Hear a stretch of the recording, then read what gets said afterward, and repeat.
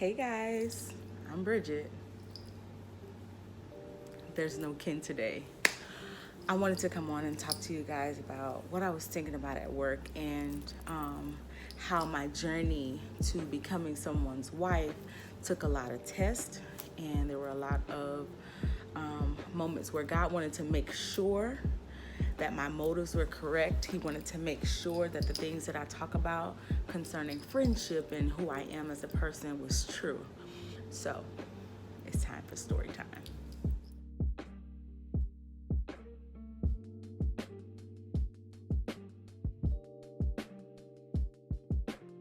Most of you guys know that I have a roommate. Her name is Nettie Pop. And we had a few videos on YouTube, that explored different things. We talked about shows on TV series and, life and jokes and karaoke, just fun things. And I've known her for over a decade. And we've become even closer in the last 2 years.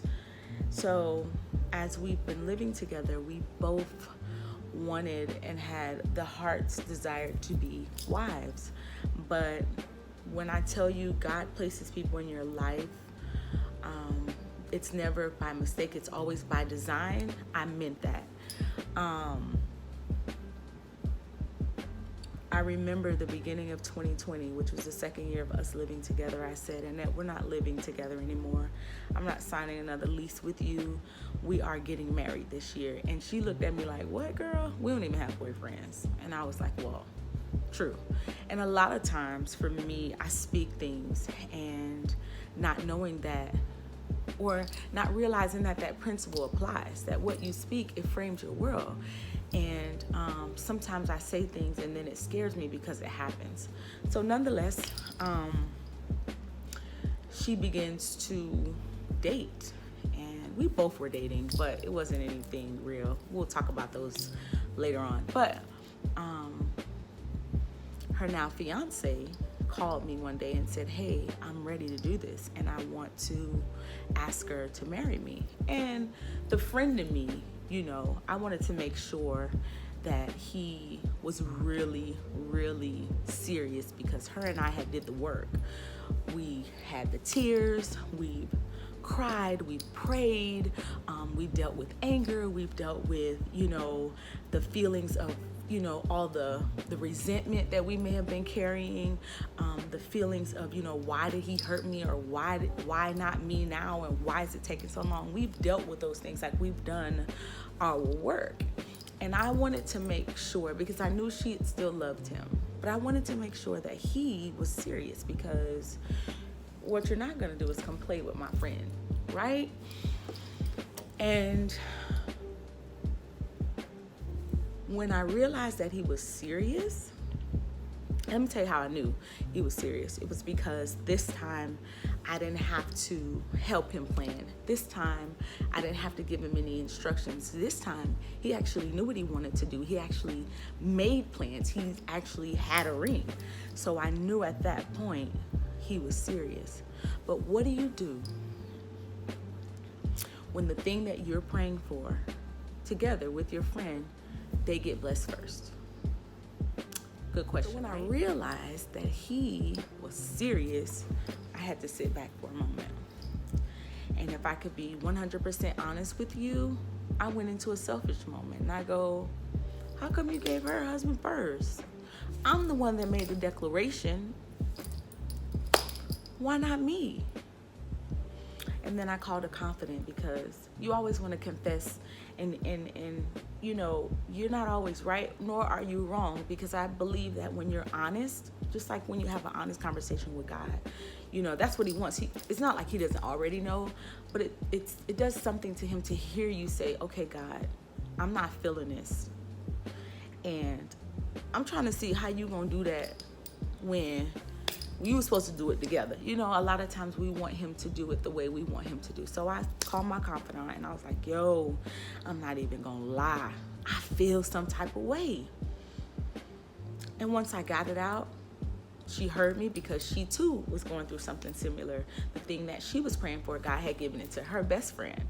And so what I realized is, friendships and relationships need to be tested. And if they're not tested, you can't tell if they're real or not. You feel me? So she was like, I totally get it. So have your moment. She allowed me to have my moment. And I knew it was a test because I'm like, okay, guys, so you're going to give it to her. Not only are you going to give it to her, you're sending him to ask me to help him execute it. Talk about a double test, right? So after my moment, I promise, after I hung up with my good girlfriend, I said, why not her? She deserves it just as much as I do. And I am going to help him execute his vision for her 100% with all of me, right? Because what I've learned is in wedding planning, which is why I've chosen to be a wedding planner, is when you are helping someone else out in the areas that you're asking God for, it gives you a hope. It gives you a peace. It kind of, well, if you're not a hater, you know what I'm saying? There's a joy. There's a, you know what? She has that blessing. God is no respected person. He's going to do it for me. You know what I'm saying? And so in that moment, what I learned and what I've always applied in my life is the scripture that says, whatever you do for others, he's going to do for you, right? He'll make room for you. And I stand and I believe by that. So that's how I choose to live my life. It doesn't matter what you do for me or to me. I'm going to make sure I'm doing right by you so God can do right by me. My blessings come from here. What you do here don't matter. You feel me? And just after that phone call, I was like, why not her? She deserves it. And she's done the work. A lot of times we don't do the work. A lot of times we go from relationship to relationship and we don't deal with the past anger or the past pains. And that's a problem.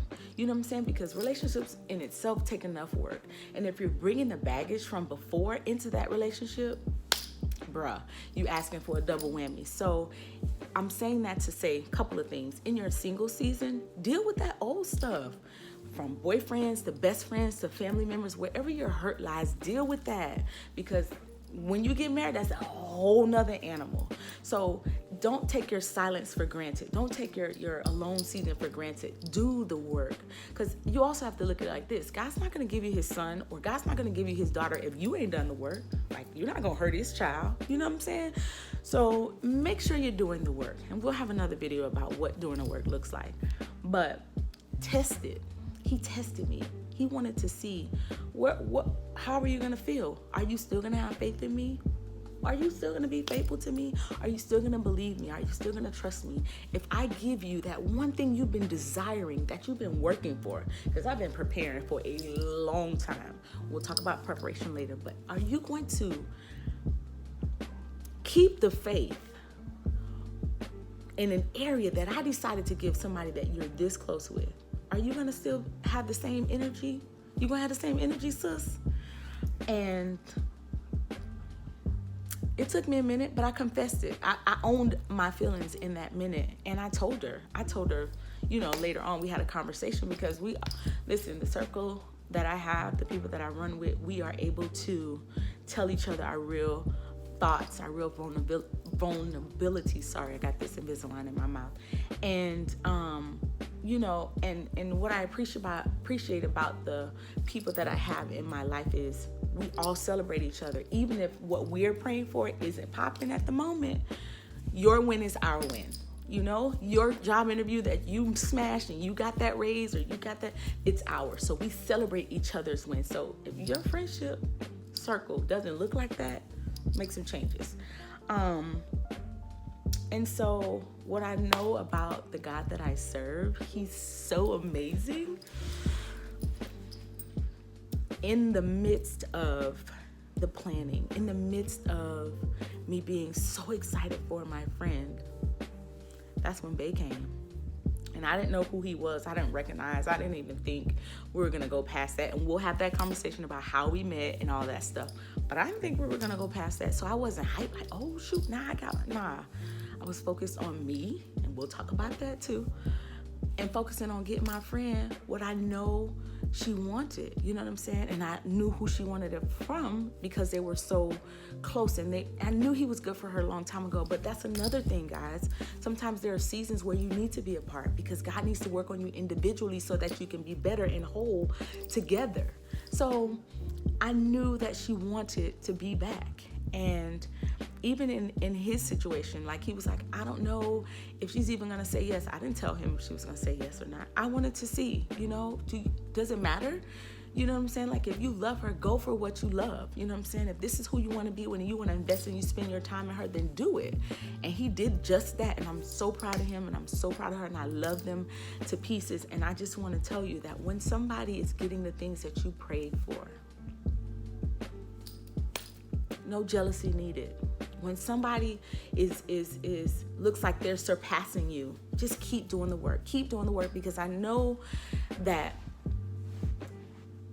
if I were to be married, or if I were married sooner than God allowed me to be married, I probably would have been divorced 5 times over, because I just knew he was the one. Oh, no, I'm going to be with this one.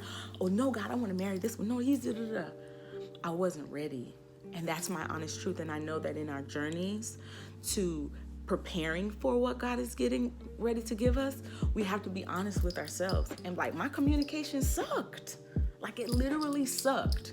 And that's the most important thing in a marriage. And so I am happy that God did not give me what I wanted in that moment, because I wasn't ready. So the process to the promise doesn't feel good, but it's necessary. You know what I'm saying? So to bring you back in, when somebody is excelling, applaud them. If somebody is moving forward in what you want, do your work. Finish your race. We all have different stories. You know what I'm saying? We all have different timing. It's in his timing, and his timing is always perfect. So trust his timing. You know what I'm saying? And there's no reason to hate. Like, love on them and be like, God, I see what you know how they make those comments. I see what you're doing out here, Lord. Thank you. And celebrate with them. I'm learning to celebrate with the people around me, and it feels good. Even when mine isn't being answered, it feels good to celebrate someone else's. And I believe it says something to God. Like, I trust you. Even though it's not me, I still trust you. So celebrate, don't hate. Just know that he's no respecter person. As long as you're doing the work, he's going to give you your heart's desire. It's going to blow your mind. It's going to be exceedingly abundantly above you can ever hope or ask or think or pray for, because he's already in store for you. Your blessings already lined up, but he's going to test you, and he's going to want to know where your faith lies. And again, if somebody's getting the one thing that you've been praying for, stay strong and know that you too will be next in line in his timing. And you want to always make sure you never go ahead of God, because I've done that so many times. And we just got to get to a place that we're just resting. We're resting in God. And if you feel like, man, I've been here for the longest, right?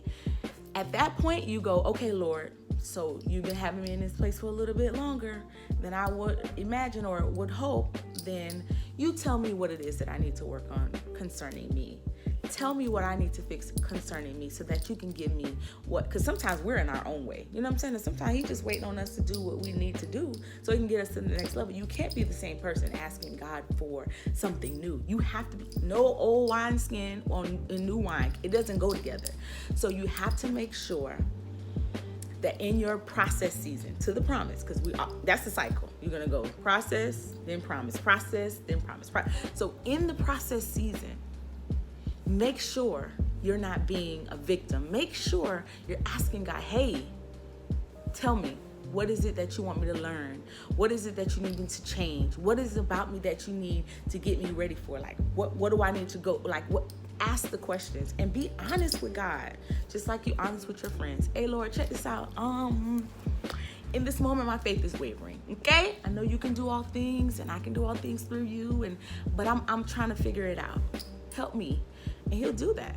He just wants us to be honest. So guys, once again, you are going to be tested. You know what I'm saying? Your friendships are going to be tested. Everything is going to be tested before he can know he can trust you with the next level. So She's happily engaged. She's getting married soon.